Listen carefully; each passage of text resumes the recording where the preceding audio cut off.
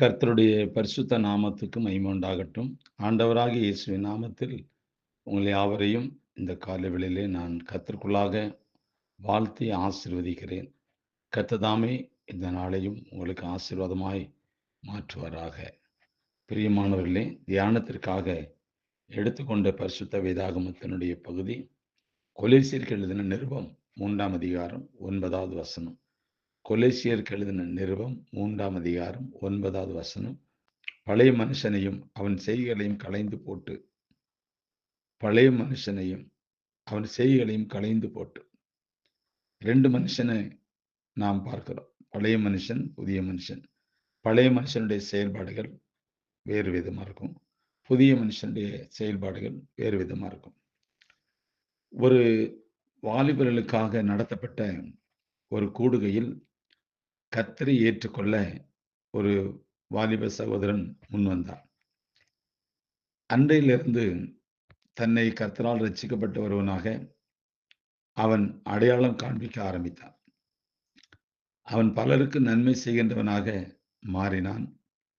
சபை கூடுதல், ஆராதனை, ஜெபக்கூட்டம், வாலிபர் கூடுகை, சுவிசேஷ அறிவிப்பு என பல விஷயங்களில் அவன் பலரால் பாராட்டப்பட்டான்.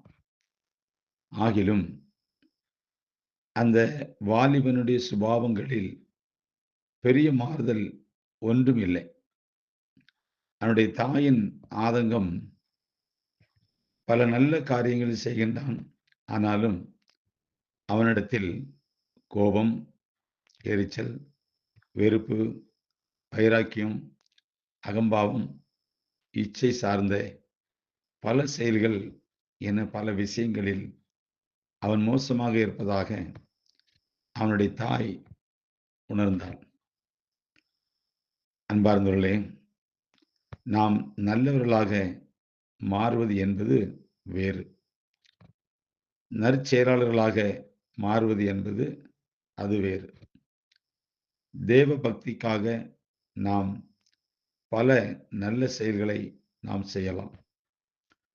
அந்த செயல்கள் நாம் நல்லவர்களாக பிறரால் பார்க்கப்பட உதவலாம்.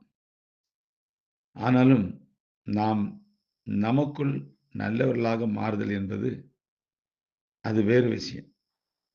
நல்ல செயல்களை நாமாக தெரிந்து கொண்டு செய்ய முடியும். ஆனால் நல்ல சுபாவங்களை கர்த்தருடைய ஐக்கியம்தான் நமக்குள் உருவாக்க முடியும்.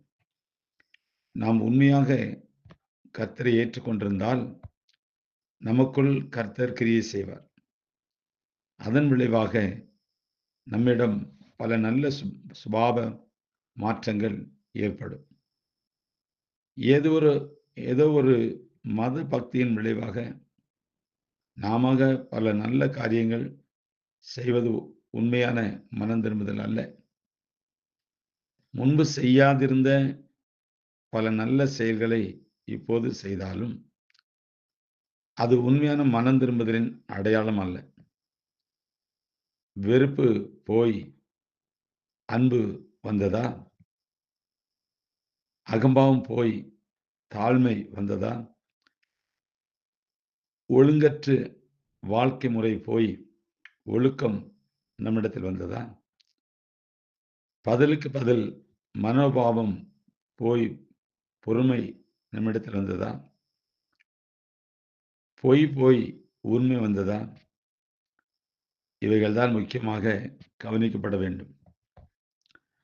அந்த பழைய மனுஷனுக்குரிய பழைய சுபாவங்கள் போய் புதிய மனுஷனாக நாம் மாறின பின்பு அந்த புதிய மனுஷனுக்குரிய சுபாவம் எல்லாமே மாறியிருந்தால் அது நல்லது. ஆனால் நாம் அநேக பேர் நம்முடைய வாழ்க்கையில பழைய மனுஷனை நாம் அடக்கம் பண்ணுகிறோம். அதாவது ஞானஸ்தானத்தின் மூலமாக நம்முடைய வாழ்க்கையில எல்லா பாவங்களையும், அக்கிரமங்களையும், அநியாயங்களையும், துன்மார்க்க ஜீவியத்தையும் கிறிஸ்து இயேசுக்குள்ளாக ஞானஸ்தானத்தின் வழியாக அந்த பழைய மனுஷனை நாம் அடக்கம் பண்ணுகிறோம். அது நல்லது. அதுதான் வழிகாட்டி.